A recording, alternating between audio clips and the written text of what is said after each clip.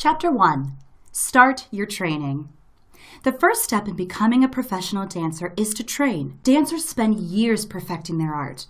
There are many different types of dance, and they all have their own discipline, technique, and vocabulary. Dancers must spend countless hours teaching their body to complete specific movements and positions.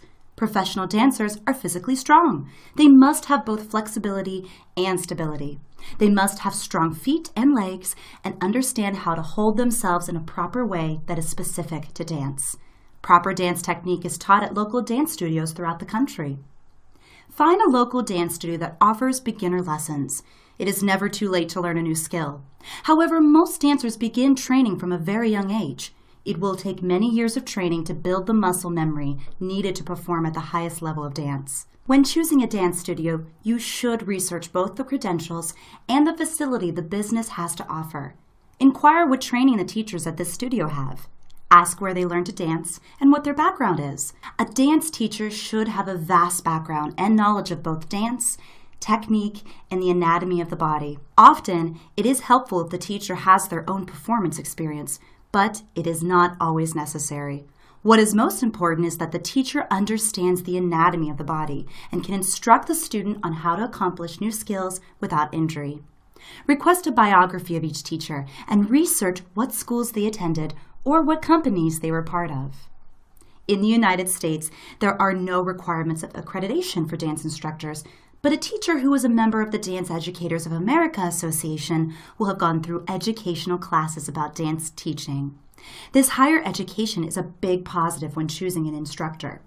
If you select a teacher who is a member of Dance Educators of America, or DEA, you can be certain that your teacher is qualified. DEA offers continuing education classes, requires membership fees, and is a great network for a teacher to be a part of. To join, the teacher must have at least 4 years of teaching experience and have passed 2 of the entrance examinations in specific dance techniques. Ask students at the studio if they feel challenged and motivated by their teachers. Research if the studio has any alumni who are working professionally or if they often send students to higher levels of education. The studio should also have a facility that is safe for movement. Dance studios should have sprung floors, meaning the floor where you will be dancing has give and take and will not cause joint pain. Marley floors are preferable as they provide a surface ideal for turning and leaping. There should be mirrors along the walls for you to look at yourself and correct your alignment and positioning. The space should be clean and large enough for jumps and progressions across the floor. You also may want to inquire about any extra equipment the studio has. Do they have state-of-the-art tumbling mats for acrobatics classes? Do they provide therapeutic tools such as TheraBands and foot stretchers? Do they have yoga mats for stretching classes? These sorts of amenities can be a clue as to the level of training that goes on at the business. Ask how many students will be in each class. The smaller the student-to-teacher ratio, the more hands-on instruction you will receive and the more space you will have to safely move. Inquire if private lessons are available and how many classes a week a typical dancer takes. To become professional dancers, they need to be taking upwards of 25 hours of dance a week by the time they're in high school. Ballet technique should be a strong priority at the school, as it is the foundation of all styles of dance. Ask how many ballet classes are offered a week and at what levels. You should go no more than 2 days without a ballet class throughout your training. You should also choose your dance studio based on their options for growth. After you progress past beginner classes, what sort of intermediate and advanced classes do they offer? Are there ample levels to progress through? Do they have any alumni who have gone on to attend conservatories or perform professionally? Do they offer a competition team? Many dancers choose to compete as it adds incentive to perform and allows for them to meet other dancers and teachers from outside of their own dance studios. If the studio does not compete, what other types of performance opportunities do they offer? Dancers learn from performing and need the opportunity to become comfortable on stage and not just in the classroom. You should select a studio that will allow you to grow and mature as a dancer and has a track record of producing excellent talent. List of factors to consider when selecting a studio: dance teacher credentials, state-of-the-art facilities, room to grow and progress through levels, performance opportunities offered, alumni accomplishments. Once you have selected a dance studio to attend, you will begin classes. Ballet training is the foundation of all dance technique, and ballet classes are necessary for beginners and advanced students alike. In ballet class, you will learn the positions of the body and the fundamentals of dance. Ballet class uses French vocabulary to name the movements involved. You will perform exercises at the ballet bar. The ballet bar is a wooden pole that extends horizontally on the wall at hip height. You hold onto the bar loosely as you perform technical exercises designed to increase turnout, flexibility, and strength. The ballet bar exercises will slowly warm up the body and increase blood flow and muscle warmth. The class will then progress to the center, where you will complete different exercises. After you have mastered the basics of ballet, you should branch out to other techniques of dance, including modern, jazz, tap, hip-hop, and ballroom. Each technique has its own vocabulary and movement style that will need to be mastered and practiced. You should build up your dance class schedule gradually. Advanced students often take 4 or 5 classes a day, and sometimes nearly 40 hours of dancing a week. When attending your first dance class, there are many etiquette rules to consider. Always arrive early. Being on time is considered late in the dance world. 15 minutes is enough time to give yourself a gentle stretch and acclimate to your surroundings. Inquire about the studio's dress code and adhere strictly to it. Most dance studios will require tights and a leotard for ballet, and tight-fitting clothing for other types of dance. For ballet class, women should wear their hair in a bun or French twist. Men typically wear black tights and a clean white t-shirt. In general, your clothing should be solid-colored, simple, and not too distracting for the teacher. No ripped tights or loose and baggy sweats. Some teachers will allow warm-up clothes to be worn, such as leg warmers, sweaters, or leggings over tights, but it is important to shed these layers by the time the bar portion of the class is over. Do not wear any jewelry that will fly off or injure you or others. At many studios, a certain color scheme is required for each level. For example, young dancers will wear pink leotards, middle school age dancers will wear light blue, and advanced dancers will wear black. Come prepared for whatever unique circumstances your particular school has. When you arrive, begin warming yourself up on your own. Come into class focused and ready to work. Many dancers use a foam roller or tennis ball to roll out their muscles before class. They also participate in light stretching and abdominal work. When the classroom is available, walk in and find a spot at the bar. If you are new to the class, stand near the back where you can watch others and take after their example. There is no talking in a dance class, and respect must be paid to the teacher. As you progress through the class, the teacher will call out corrections for the group as a whole or specific students. A correction is something the teacher tells you to fix about your dancing. A correction could be about your alignment, your technique, your expression, or your musicality. It is important to correct yourself right away. It is disrespectful to ignore corrections, and it will also not help you to improve. If another person in the class is given a correction, take the correction for yourself as well. When dancing in groups, always watch the other group on the side of the room.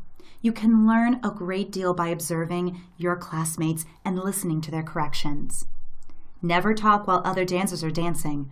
When standing in the center for the adagio or allegro parts of the class, it is common practice that the least experienced dancers stand in the back of the classroom. You will be able to watch the more advanced dancers train in front of you and learn from their example. If there is a musical accompanist, meaning someone playing live music for the class, never stand in front of them while waiting for your turn to dance. If you stand in front of the accompanist, you are blocking their vision of the dancer and instructor, and impeding the class from progressing as it should. When the class is over, be sure to thank both the accompanist and teacher.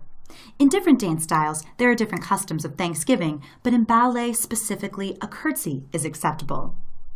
Aside from dance classes, you should also cross-train as an aspiring professional.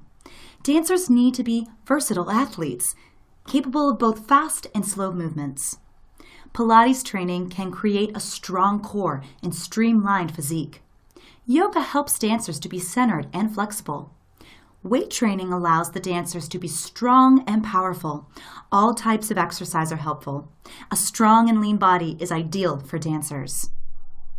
Pilates, in particular, is often used to enhance dance training. Joseph Pilates created a system of moving that engages the core muscles and allows for a slim and long physique. He originally created his Performer, a piece of equipment that uses springs to create resistance for fallen soldiers in World War II. He then went on to work with the New York City Ballet and Martha Graham, the founder of modern dance.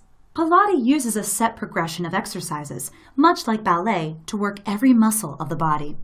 The Pilates system focuses on the stability of the pelvis and the strength of the abdominal core. By practicing Pilates, you will train your body to be strong and flexible. Pilates also helps dancers to understand how to hold the pelvis correctly, a concept crucial to technically superior dancing. Pilates is a great way for dancers to cross-train and enhance their performance. In general, when training, there are a few basic goals all dancers should aim to accomplish. Having splits on either side all the way to the floor is a major necessity for dancers. Also, stretching your middle split can increase turnout and flexibility. Dancers need a strong shoulder and back to complete technical arm and head movements. They also need a flexible spine and ample mobility. Dancers often covet high arched feet, and strengthening your feet and ankles is incredibly important. There are many pieces of equipment you can buy to enhance your ankle strength and balance. Balance boards, TheraBands, tennis balls, foam rollers, the list of equipment that is helpful goes on. As you continue your training, teachers and peers will help you to understand how to use all these things to your advantage. You will need to decide whether or not you want to compete. If you've chosen a studio that does attend dance competitions, your training will be drastically different than at a school that does not. Some teachers will argue that competing takes away the artistic integrity of dance, but there are many benefits to competing for growing dancers. Dance competitions are an opportunity to get an outsider's opinion on your personal technique and stage presence. At each dance competition, there will be a handful of judges who will give corrections and critiques as they adjudicate you. All these critiques will be available to you and your teacher to explore after the competition. Some competitions offer voiceover tapes, where the judges speak their corrections into a microphone as you dance. This can be a helpful tool for playing the corrections out loud as you complete the dance and hear them in real time. Competitions also offer performance opportunities. Most studios will attend 3 to 4 regional competitions throughout the year and 1 national competition in the summer. This allows for 5 different performance venues. If a child grows up performing in front of large audiences, they will be more comfortable as an adult when auditioning and performing. It also raises the bar for training as dancers see what other students are accomplishing.